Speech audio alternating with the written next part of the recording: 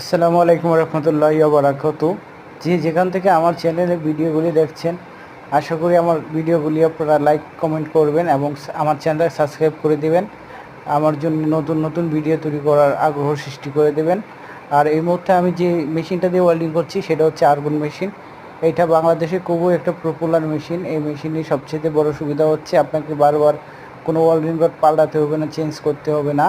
তো আমার ক্যামেরাতে সমস্যা হবে দেখে আমি ক্যামেরায় লেন্স লাগিয়ে নিয়েছিলাম একটা, তারপর দেখি ভিডিওগুলি ক্লিয়ার হচ্ছে না, তাই আবার লেন্সটা সরিয়ে ফেলি। তো যিনি ওয়েল্ডিং করতেছেন তার নাম হচ্ছে নাসির ভাই, তিনি খুবই দক্ষ ওয়েল্ডার।